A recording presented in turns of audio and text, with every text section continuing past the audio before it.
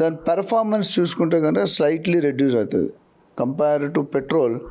Speed ఇప్పుడు మీరు చూసుకుంటే పెట్రోల్కి మనం ఆల్రెడీ ఎల్పిజి మన గ్యాస్ కూడా వాడుతున్నాం కారుకి.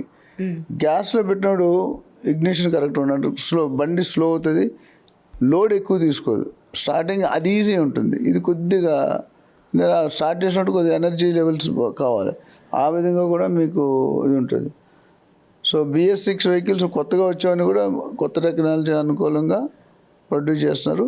సో E20 వల్ల పెద్దగా ఫరక్ పడదు. But old vehicles definitely it's important point to note.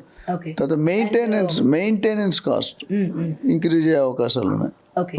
And main ఇందులోని ఎథనాల్ ఏదైతే చెప్తూ ఉన్నారో దాని యొక్క కెమికల్ని యూజ్ చేయడం వల్ల ఇది మోస్ట్లీ మనం ఫ్రూట్స్కి సంబంధించి యూజ్ చేస్తామని కూడా చెప్తున్నారు. బట్ వై పెట్రోల్ అంటే ఏం చెప్తారు సార్? అంటే ముఖ్యంగా ఈ విధంగా బళ్ళకి యూజ్ చేయడం వల్ల త్వరగా డ్యామేజ్ అవడం, మళ్ళీ ఇది అంటే సామాన్యుడికి ఏంటంటే ఈ బండి ఈ కారు అంటే ఇలాంటి వాటి మీద అనేది చాలా ఎక్కువ వాడు డబ్బులు పెట్టడం.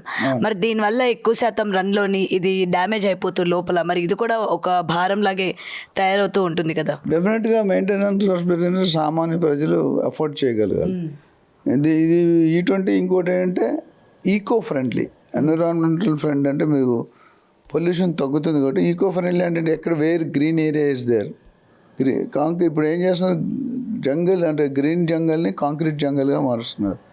దానివల్ల మనకి రానున్న రోజుల్లో చాలా ఇంపాక్ట్ అయ్యేది ఉంటుంది.